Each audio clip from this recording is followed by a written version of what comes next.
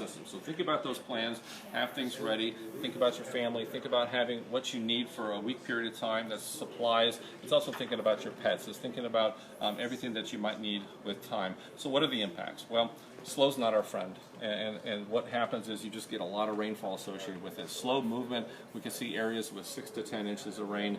Also, look at this, 10 to 15, even higher in some places. So you can have some flooding, street flooding, river flooding. But here's what we got to remember.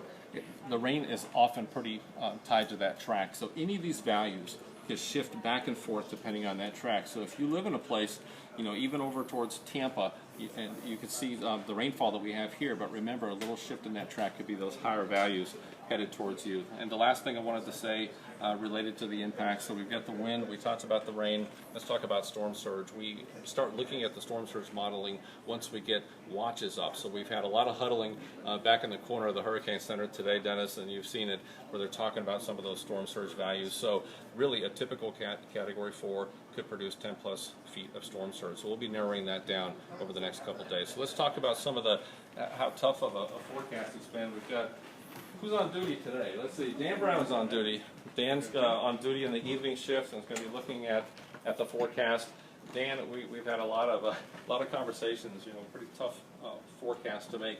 When you have the models, especially in the extended portion of the period, shifting so much, I mean, as a hurricane specialist, you know, the best there is type of thing. I mean, how tough is that? It's frustrating. You want to see consistency in the models, and we like it when they're consistent, but we haven't had that in the last day or two. They've been kind of moving around. We've seen some left switches, some right, you know, moving left, right. We'll probably see more of that, so don't be surprised if we have to, you know, tweak the track either left or right. Still all in play at the moment. Again, best message is be ready. You know, have your supplies. I was out and about today. Saw a lot of people doing that, which is a good thing. So hopefully everybody's listening and making sure they're ready in case we have to take action. And talk about the cone. I always mention the cone over here, Dan. I mean, really what has changed? I mean, we get a little bit of shift, so think about the preparedness. Anything in preparedness that really changed? Well, the cone essentially hasn't changed. The whole state of Florida is still within the cone. So again, you know, everybody should be paying attention. A hurricane's also not just a point. There's going to be hazards extend far from the cone. If it slows down, it can increase rainfall threat. So just got to keep paying attention as we head into the holiday weekend. Dan, thank you, and I appreciate you being here and all you do for us. John, you know, we talk about preparedness. John really is another one of our specialists, does a great job for us. John, you know, we're getting so many questions about, well, almost a sense of relief, and I don't feel it. I mean, it's a little bit of shift in the forecast. Has anything changed when it comes to preparedness with this track? No, Ken. You know, that sense of relief is a false sense of security. As Dan said, the models, they shift all the time, back and forth, left and right. Don't read into those small changes.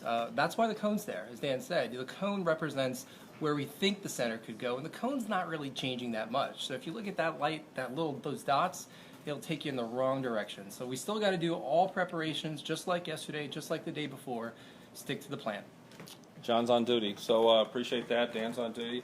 We got Lance here coordinating the decision support efforts. We got everybody here keeping an eye on this storm. So the reality is, you know, you're going to have shifts in these models, Dennis, and you know what? If our forecast shifted with every model, people wouldn't know what to do because the forecast would be all over the place. So we really try to keep the course. We blend those out and average them out, and I think that's the best course. So nothing's changed in the message. We've got to be ready for the storm. We'll be watching it here. This has been Ken Graham here in the operations area at the National Hurricane Center.